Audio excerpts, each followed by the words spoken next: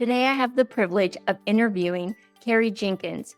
Kerry's a PA that worked in traditional dermatology for over 20 years. Now she has a functional medicine approach, and we dive deep into all things skin. Honestly, I loved recording this podcast because it's one that I needed a few years ago. And I looked for this information and I had a hard time finding it. So I love all of the things that Kerry shares with us, from antibiotics to the pill to nutrition, what it does for your skin, because I think we all want to age beautifully and have healthy skin. Kerry gives us a lot of tips for doing that. I can't wait for you to hear today's episode. Who's the person you're being? Are you satisfied? Welcome to Be the Person, a podcast for the brave and the curious, for people ready to explore their true potential. I'm your host, Annie Randall. Join me and let's get ready to go on this journey together. Welcome to Be the Person podcast. I am so excited that you joined today. It's the perfect day. We have Kerry Jenkins on the podcast today. She is a certified physician assistant, also a functional medicine practitioner. I love her background, and we are talking all things skin today. And she has some great information for us. Welcome, Kerry, to the podcast. Thanks so much. I'm excited to be here. Yeah. Well, I'm excited for our conversation today to dive into all things skin, hormones, food, all of it. But let's start with your story. How did you get into this work? So as most people with medical occupations, I went into the medical care system with the desire to, help and heal people. And it took me the direction of becoming a PA. I wanted to work in medicine, and I felt like being a PA would offer me a little bit of work-life balance if there ever is really such a phenomenon. But at a young age, I thought that position would allow me to do that, maybe a little bit more so than being a physician. So I pursued PA training, went to PA school, graduated, and got a job in dermatology immediately upon graduating. So I was really lucky that I fell into a specialty that I loved straight out of school. And when you're young and you're eager and you come out of school, you want to heal the world. And I pretty quickly realized that in the conventional medical system, there's really not a lot of healing that takes place. There's not a lot of time in those visits to be able to really get to know your patient and to really identify the underlying cause of what's going on. But I started practice, and I was a good 15 years into practicing when my youngest daughter developed a little bit of a health hiccup, is the way that I like to refer to it. She had some digestive and tummy issues. And I knew deep down inside that if I took her to the pediatrician, they would most likely order some imaging, an upper GI, small bowel follow through type of imaging study. They might do an upper endoscopy. They might do a colonoscopy. They most likely would label her with IBS, prescribe a medication, and send us on our way. And I knew deep down in my heart that really wasn't what was going on with her. So that little health hiccup opened up a door for me, and it brought me into the world of integrative, holistic, functional, and naturopathic medicine. And I have to say that once you see behind the curtain and you see that there are other ways to practice medicine, it's not easy to go back and continue to practice the way that you're conventionally trained. So I was exposed to this whole new way of practicing medicine, and I started educating and taking courses and listening to podcasts and reading books and doing all the things. And I realized that this was really how I wanted to practice. So I was introduced to it due to a family member's health hiccup. And, looking back, I feel truly that it was divine intervention. Yeah. I love that. And, my story is much the same, although I don't practice medicine. It was my son that had a lot of stomach issues that led to this of like what we're doing traditionally is not working at all. And so a ton of research, a ton of trial and error on all things gut, stomach, holistic. And so I love that approach.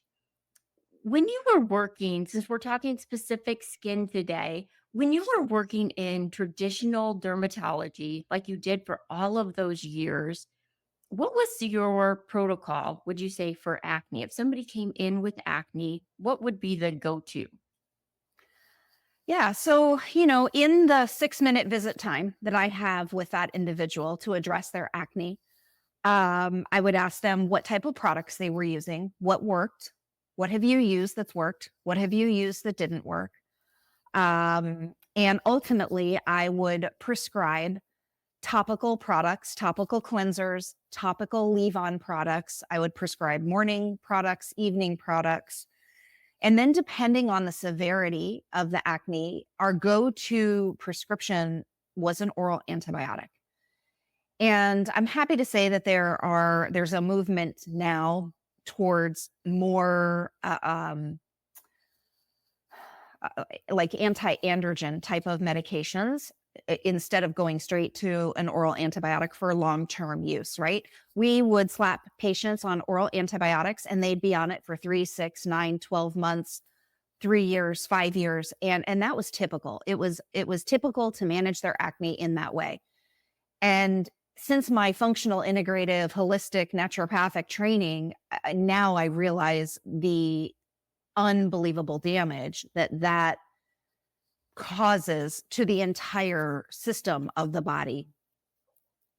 Yeah, absolutely. And, I was one of those people all those years ago. I was on an antibiotic for almost 25 years Right. because, again, if I didn't, my skin broke out. Well, you just don't know what you don't know. And I didn't know being Correct. on an antibiotic was that terrible for your gut because talk to us a little bit about that. I mean, the antibiotic can be good, but it kills everything, right, in your gut. Yeah, and this is where I like to, let everybody know that I'm not anti-medicine. I'm not anti-medication. I'm not anti-conventional medicine. I feel that there is a time and a place for medications and for intervention of that sort. So I'm not anti-conventional medical doctors. That's not what this is. We try to partner with them and work together with them to get the best benefit and health outcome for the patients. But you know, I had a tremendous amount of guilt and shame once I really had a true understanding the ramifications on the whole body from me prescribing antibiotics long term to young people, teenagers, young adults, mature adults. So it wreaks havoc in so many areas, but the main area is, like you mentioned, in the gut. So our body consists of about, as an adult human, we have between 5 and 8 pounds of microbes that we carry around in our person, in our intestinal tract. Our gastrointestinal tract is the home of our commensal gut flora. And these microbes, I like to refer to them as our gut garden, right? The gut garden, if it's healthy, we're going to be healthy. If our gut garden is not healthy, we are not going to be healthy. And there's going to be, a range of things that come about that show how unhealthy our gut garden is. So antibiotics are a life-saving medication in certain instances and for certain circumstances. There's no question about it that antibiotics save lives. But when we prescribe them continuously, long term, they are like a nuclear weapon and they decimate the entire microbial garden. So we're killing off the bad guys and we're killing off the commensal good gut microbes. And we rely on those gut microbes for so many things. They help detoxify, everything that comes into our mouth, the food, everything that we drink, we touch our hands to our mouth, everything that comes into our GI tract, our gut microbes help to detoxify that. Our gut microbes are what activate certain vitamins in our body. Our gut microbes are signaling to our immune system. Our gut microbes have so many different jobs in our body. And when we decimate those populations with continuous antibiotics, it really wreaks havoc in the whole entire system. So, now that I know, like you said, when you know better, you do better. And now that I know better, I absolutely do better. But I had to let go of a lot of, oh God, what did I do to so many unsuspecting individuals? And it was because I just didn't know. Yeah. And likewise. And I would 100% agree with you. Like, I think there's a place for antibiotics. I'm not anti medicine by any means, but I do think food and other things can be super impactful. Before we switch over, though, I want to ask you about one more because I think this is sometimes prescribed, and you tell me you know the best of like the birth control pill for acne in women. Can you talk to us about that? Absolutely. So that is probably the second most common prescribed medication for a female of childbearing years that is suffering with hormonal or cyclic acne. And the reason that it works is it ceases ovulation. It completely puts a stop to a woman's monthly cycle. So a cycle is something that is dynamic and it changes over time, right? And women with hormonal acne typically break out that luteal phase, which is the 2 weeks prior to the onset of their menstrual cycle. So the shifting in hormones, which is a natural process, is what can trigger these hormonal outbreaks. And typically women with hormonal acne will come in with breakouts and acne along their chin, their jawline, on their neck.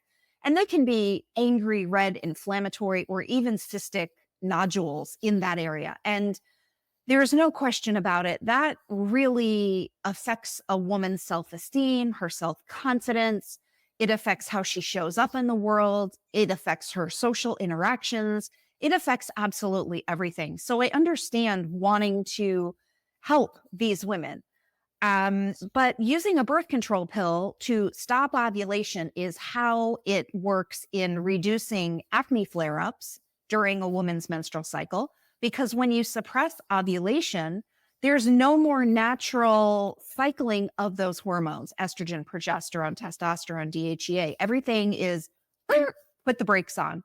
So essentially, every female that's on a birth control pill is exactly what a menopausal female is. They're anovulatory. There is no cycle. Well, it's the same thing for women that are taking oral contraceptive pills.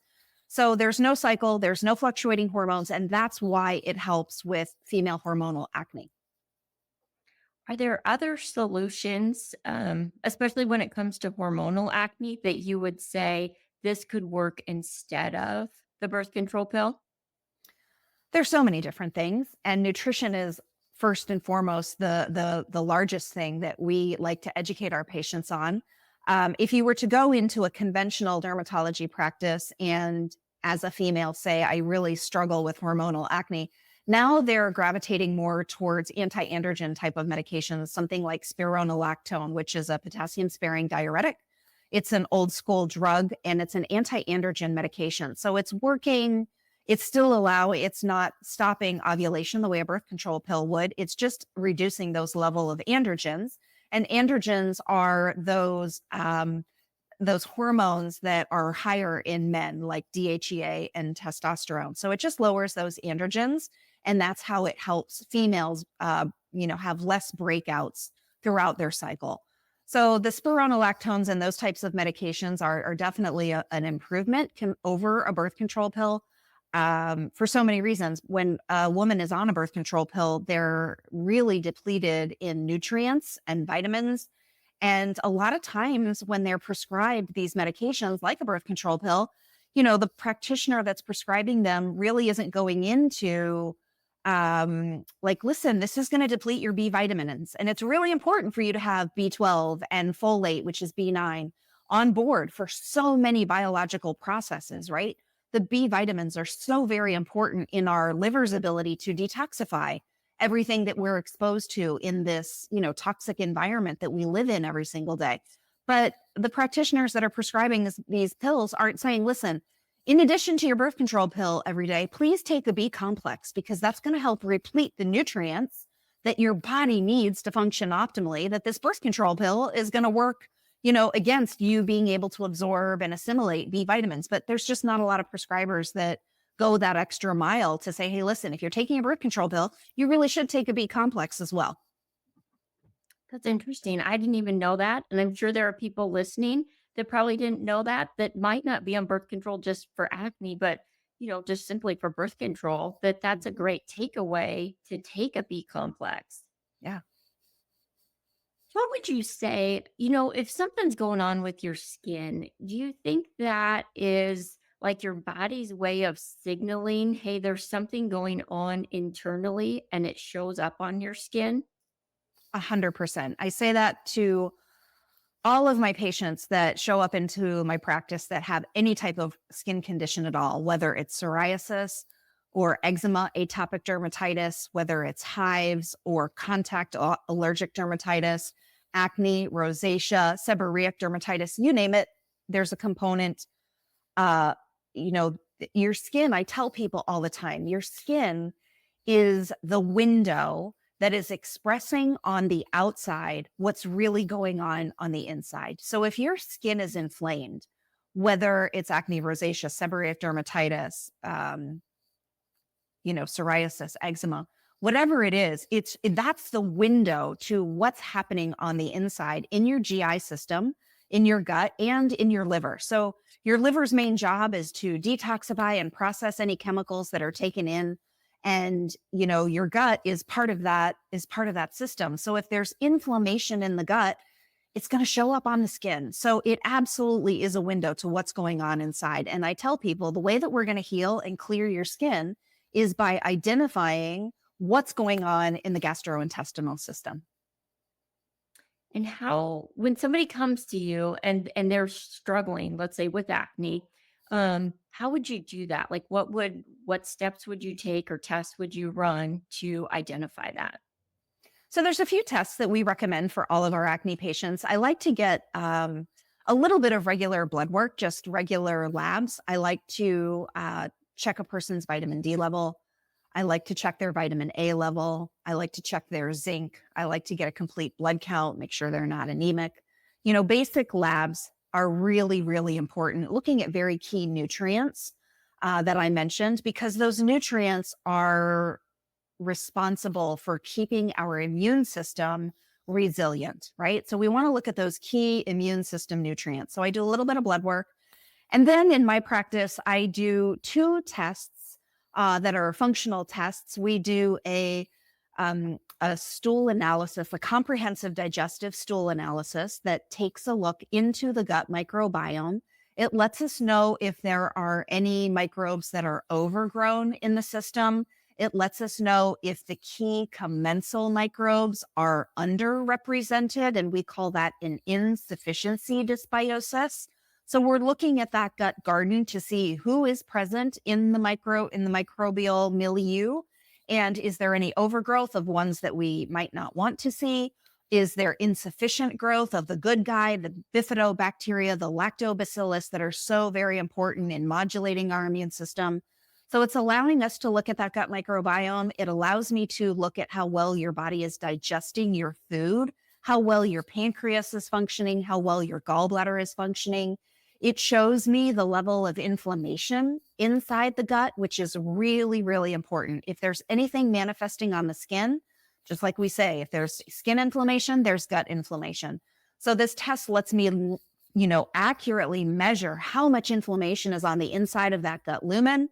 It lets us know how their body is processing certain nutrients. And it also lets me know how the immune system inside the gut is responding. I'm not sure if a lot of your listeners are aware of this, but about 75% of a person's immune system is housed inside their gut. So it gives us an idea of how their immune system is responding in the GI tract. And then once we have that information, we can very, very easily get an idea. Okay, this person has some insufficiency dysbiosis, meaning their key microbes are underrepresented. We've got to regrow the good guys. How are we going to do that? Well, we're going to do that through diet and nutrition. They may have some overgrowth of microbes like staph and strep. It's very common for people to have overgrowth of staph and strep in the gut. and that can brew eczema and atopic dermatitis. So we're looking at all these things. How well are they digesting and assimilating the food that they're eating? How much inflammation is present? So those are the things that we, very straight out of the gate, we get this information. We take a look at what's going inside the gut, look at the microbiome. And from that data, we can really glean a lot of information and get them started on a treatment plan right away. Yeah, so good. I feel like, gosh, I needed you like 3 years ago because I've gone through a lot of this. Like I told you, I was on an antibiotic for almost 25 years. I knew I had to come off. I struggled even then. And it Yeah. was crazy because I have had pretty high inflammation in my body. I've had the marker several, the blood test several times as I've tried to figure this out, partly because of a hip surgery, but I knew there was more going on. And so just trying to decrease that inflammation has been an interesting journey. And finally, you have to get to a point where you're just ready to make a change. And I think earlier this year, that was for me. I was ready to cut out everything to really dive in. So I cut out gluten, dairy, sugar, alcohol, all of it to say, what is going on with my body? Yeah. And I'm 49 years old. And so I thought I knew, and I thought I was pretty in tuned and I'm pretty good at nutrition. And it was crazy as I started to add things back in. The one that triggered was dairy. And so I was like, wait a minute, it doesn't bother my stomach. I never felt bloated. I never felt anything. But as soon as I did, my skin would break out. And I was like, wow, I think this has an impact of one, it's showing up on my skin. But like you said, it's what's going on in my gut when that's happening. I knew the inflammation was high. So it's been an interesting process to really figure this out, to think I knew, and then say, wait a minute, I have to start over and I don't know. Yeah. If you haven't checked out my new website yet, I highly recommend you do it. It's Be the Person, CO for Colorado.com. And there are so many of my favorite products on there, many with discount codes. You can see favorite books, gut health, skincare, protein, all of the things that I love and use personally. So check it out at bethepersonco.com. And you had so many words of wisdom in those last several sentences. It's it's amazing how people come in and they say, listen, I'm really healthy. I'm not eating junk. I'm exercising. I'm outdoors every day. I'm really healthy. And I just don't understand why I can't get my skin in control. And, I'll often say, okay, that's great. Let's sit down and really suss this out. Let's really pick apart, what are you eating every day? Um, how well are you sleeping? What kind of movement or exercise are you getting? How much stress are you under? What does your sleep look like? And we start addressing these pillars of health, being nutrition and exercise and stress management and sleep. And the more we dive into it and the more very specific questions that we ask, people are like, oh gosh, maybe I'm not doing as well as I thought I was. And I don't say that to be snarky. I say that to think, like we're all trying to do the best that we can. But the truth is that we live in an incredibly toxic world. There's toxins in our drinking water. We all need to be drinking filtered water. There's toxins all over our food. We need to be doing the best we can with making really great food choices as far as what we're putting into our body. We tend to stay up late and busy ourselves and do things that we don't necessarily need to be doing, and we're compromising our body's ability to get really good quality and restorative sleep. That's when our body heals, is when we're sleeping. And so many people are like, oh, I'll sleep when I'm dead, right? I'll catch up then. I only need 5.5, 6 hours a night and I'm good. No, you don't. Your body needs more than that. And this is why, right? So when we start really digging deep and asking these really specific questions, people are like, oh, I didn't really understand the connection that that had with my skin. Yeah, absolutely. When you go into thinking about diet and nutrition specifically for skin, what are some recommendations that you would give to people? Maybe think about these foods and think about not eating these foods. Can we talk about both of those sides? Yeah, and I'm so happy that you brought that up because so many people think, oh, when I go see somebody, they're just going to tell me everything that I can't have anymore. They're going to take all my favorite foods away from me. Yeah. And while that may be true, right? What I like and choose to focus on is what can you eat?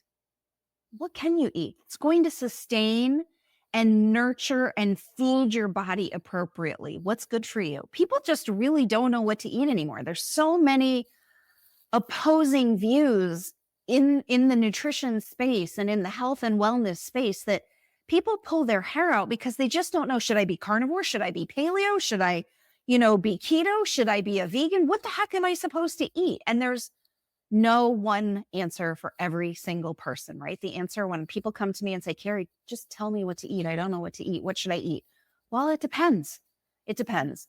But on the whole, we want to take a look at what we call the standard American diet. We call that the SAD diet. The SAD diet is really just that. It's sad. It's full of processed foods, full of inflammatory seed oils that really just drive inflammation in our body. And it's very unfortunate that these foods have been normalized in our fast paced society. People are used to eating on the run. They're used to going through drive-throughs. They're used to getting their dinner in a paper sack. And we have come and deviated so far from what our ancestors used to prioritize with family gatherings and family meal times. And really, I try to just bring people back to what would your grandmother be eating? Would your grandmother be driving through a drive-through and getting her dinner out of a paper bag? That's not what grandma did, right? Grandma ate real, whole, nutrient dense foods. That's what I want you to do. I want you to eat fruit. I want you to eat vegetables. I want you to eat animal protein if you're open to that, that has been pasture raised and pasture finished. I don't want any conventional animal products, meat and protein products that are raised in this new way. We want pasture raised, pasture finished beef, poultry, pork, lamb, whatever it is that you're eating. It needs to be pasture raised, pasture finished. So I tell my people, we're going to have you shop around the perimeter of the grocery store. I want you visiting the produce aisle. I want you visiting, where the protein is. Again, prioritizing grass-fed, grass-finished poultry, pork, uh, beef. And I want you staying away from the center aisles because the center aisles where, all the packaged, mass-produced junk foods live. So we want to avoid those. And I will say, one thing that you mentioned very, very discreetly a few moments ago is that whenever I have a person that is having an inflammatory acne process, dairy is the first thing that has to go. And the reason for that is because most people are having conventional dairy, which, these poor cattle are shoved into just horrific conditions. They're fed antibiotics, growth hormones, they're fed corn. Cows are not supposed to eat corn and soy. Cows are supposed to be eating grass on a pasture. That's how, the great creator intended for those animals to be. They're pasture animals, they're ruminants, they eat grass. They're not supposed to eat corn. They're not supposed to be fed antibiotics. They're not supposed to be fed growth factors, right? So people that consume dairy are typically consuming conventionally mass-produced dairy, and that is highly, highly inflammatory. So we take dairy out of the equation from day one, and there's no ifs, ands, or buts about it. Like if you want to see a difference, we've got to eliminate dairy. Now, does that mean you have to stay dairy-free for the rest of your life? Not necessarily, but for right now, while we're doing all this work, yes, you need to be dairy-free. I was surprised. We started dairy free because my son had so many issues. And to be honest, like I didn't even have a clue how to do that. When they told me to go dairy and gluten free, I had to do a lot of research and a lot of like, oh my gosh, I think we have to stop eating everything we do. And, we had to change a lot of things, but I was amazed at really like once we did it, it was pretty simple and it was honestly tastes great. Now, there are a couple things like, yeah, I like cheese and I miss that sometimes, but 95% of the things, like once you do it, I was like, yeah, we got this. This is easy. It was just that initial hurdle to get over. I couldn't agree wholeheartedly more. It's the absolute truth. It seems very daunting at first, but once you have an understanding of what your breakfast, your lunch, your snack, your dinner, your dessert is going to look like, it can be dairy free and it can be delicious. Yeah. So if there are people listening thinking, oh my gosh, I could never do that, like, trust me, I'm the one who doesn't cook that much and it was overwhelming. And really, like, you can do it. And there are still days, I was telling you this before we started recording, where if I really want something, I was out last weekend with girlfriends. They went to a pizza place. I really wanted pizza. And so, you know what? Like, that's okay with me. I ate the pizza. My skin did break out the next day. So it is kind of this give and take, but I know the consequences now. And sometimes it's worth it to me, but most of the time it just isn't. Yeah, I agree with you so much. And this is where we, consult with the people that we work with. We call this the 80-20 rule, right? 80% of the time, once we get you to a certain point, like there's a lot of gut work that has to happen. There's got to be a lot of healing that happens before we can say, maybe you can try dairy and see what happens. And there are a lot of people who are just like you, who they intentionally, mindfully, make a choice. I'm out with my girlfriends. I'm having a lovely evening and we're going to have pizza and I'm going to enjoy my dinner tonight. And my dinner tonight is going to be a slice of pizza with a salad, but I'm going to have the pizza and I'm going to enjoy it and enjoy the moment and enjoy the company. And you do that, 20% of the time and you maintain dairy free 80% of the time. And you make that choice with the understanding, knowing that I may have a blemish pop up tomorrow and I'm going to have my concealer ready to go, whatever it is, right? But it's a conscientious choice that you made. And that's the beauty of it. You get to choose when, where, what, how. But yeah, 80-20 rule. 80% of the time, keep it, in between the lines and do what you're supposed to do. And then 20% of the time you live your life and you enjoy. And if that involves a slice of pizza among girlfriends, then, hallelujah. Yeah. I think what you're talking about too, for me personally, has, and probably for a lot of people, that's why I bring up my personal journey because I think it's probably relatable.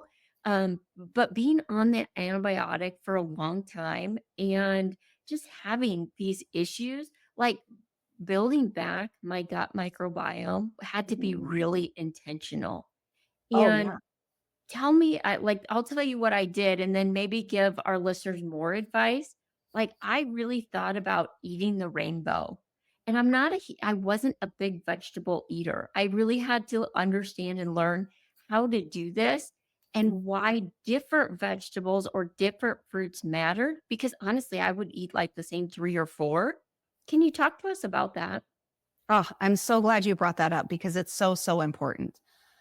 So the reason so first and foremost, if somebody has taken an antibiotic, even if it's just a simple antibiotic for a skin infection like cellulitis, or they had a urinary tract infection, or they had pneumonia, or they had an ear infection, or sinusitis, or whatever it is, you take a course of antibiotics, understand that your gut garden has just been demolished. So it's really, really important for you to make an intentional effort to regrow those microbes that have been annihilated. And how we do that is by eating plants, so fruits and vegetables. And I really appreciate the fact that you said that you weren't really a huge vegetable consumer. You ate the same three or four things all the time, and that's great. But the way that we regrow those really important microbes is by diversity. So we want to go shopping for, I give my patients, go out, the recommendation of go out and try two new things this week, just two. I don't care if it's a fruit or a vegetable, but I want you to get two things that you haven't eaten before. And I want you to start putting that into the rotation. And every single week, you're going to add two more new things. So at the end of 12 weeks working together, now we've just expanded to 24 new fruits and vegetables. That is how we grow our gut garden, right? And the reason that eating the rainbow is so incredibly important is because those beautiful, vibrant colors, the reds, the oranges, the yellows, the greens, the blues, the purples, the blacks, all of those beautiful colors have different phytonutrients and polyphenols in them.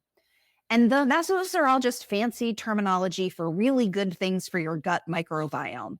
So we tell our patients, eat the rainbow every single day. I want you to have one item that's red, one item that's orange, one item that's yellow, one item that's green, and go through the whole spectrum, the whole rainbow. One item every single day. And we gamify it for kids. We put little charts and then they can check off and write what they had every single day to fill each category. But that's how we intentionally reseed our gut microbes is by eating plant fruits and vegetables, fiber. So we give our patients fiber goals every single day. We want you to eat 30 grams of fiber every day. And for somebody who's not used to doing that, that can be a challenge, but you grow into it. And again, you take baby steps. Go try two new fruits and vegetables every single week. That's very doable for most human beings. I love those small steps because sometimes it can be overwhelming, like if that's not your go to. But Mhm. it's been kind of fun now to see, especially we have teenage boys. So, like, how do you get that in there? Because, man, they're not eating it on their own. And it is Mhm. tricky sometimes. And they have their own money. So that drive through is a real like thing. Mhm. But we're trying to combat it at home too of like, how do you sneak these, we call them plant points. How do you sneak those in and get like a variety at dinner? Because that's the main meal like we can control. Mhm. And so as parents, like we've been pretty intentional about that. But again, it was a learning curve of like two a week is probably doable. And I'm like, if Mhm. I can get two new ones a week and me and them, like that's a Mhm. huge win. Huge win. Huge, huge, huge. Yeah, absolutely. Baby steps. Yeah. Talk to us about timing of eating. Does that make a difference as far as when we eat? I mean, what we eat obviously makes a great deal of difference, but does timing as well? So it depends. It depends on what it is you're trying to achieve. So meal timing, most recently, there's a lot of buzz about intermittent fasting and how beneficial intermittent fasting is. And I agree, intermittent fasting is phenomenal. If somebody is overweight and trying to drop some body fat, intermittent fasting can be amazing. So it depends on what your goal is. What are you trying to achieve? Are you trying to achieve weight loss? Are you trying to heal from SIBO? What is the goal? So meal timing can be important. I tend to assess the people that I work with. If you're a tall, lanky individual, somebody that's not, I categorize people by body shape. You're either tall or lanky, or you're more of a robust, stocky type of body habitus, right? Those stocky, more, bigger type of people, those are the intermittent fasters. Those people can intermittent fast until the cows come home and they can get great health benefits from that. A tall, lanky individual, they're not the intermittent fasters. They should not be listening to the buzzwords and think, oh, I've got to intermittent fast. Because those tall, lanky individuals, their blood sugar is labile and blood sugar swings wreak havoc on your metabolism. So, meal timing is important, but really, I think it comes down to what is it that you're trying to achieve? Are you just trying to be healthy? Are you trying to lose weight? Like, what's the ultimate goal? And I think that's a better way to answer the question. Yeah, I think that's important too. And I would agree. I'm a big fan of, I don't long intermittent fast, but I don't eat after dinner either, of just Mhm. trying to give my body one, that break. Two, there's nothing after dinner I want that's super healthy. If I want something, it's dessert. Yeah. And just trying to lower blood sugar before I go to bed. Yeah, absolutely. Yeah. I think we all want like beautiful skin. That's probably one of the things I think people would say. I really would love this. If you had to give us three of your top recommendations to help that happen, what would those be?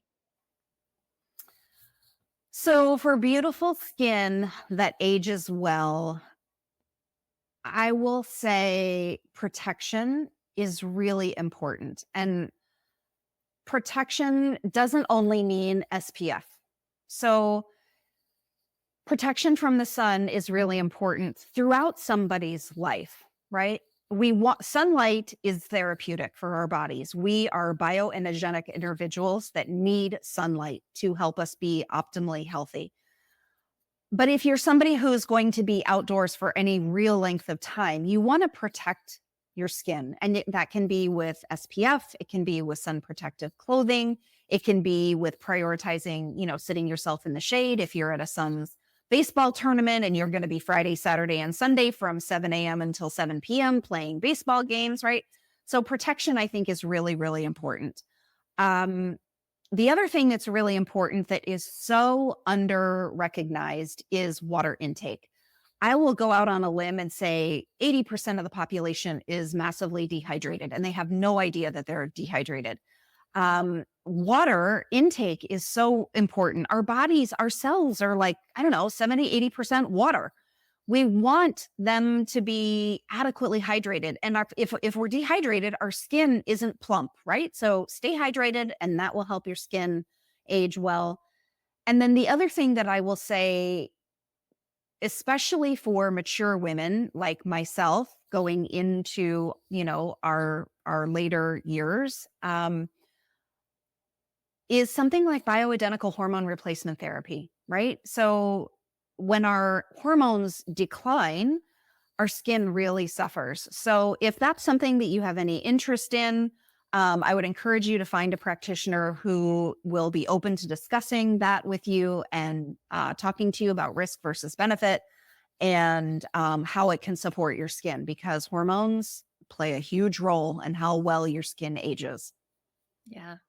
So good. I think those are all so helpful to think about and not exactly, I think we all think of creams and pills and, since we just talked about it, food, but that's all so different and maybe things people don't think about. Yeah. I love to wrap up with people's favorite books, and it can be on the topic of what we just talked about or something totally different. But do you have one or two go to that you like? I will tell you what's trending right now that I think is absolutely fabulous.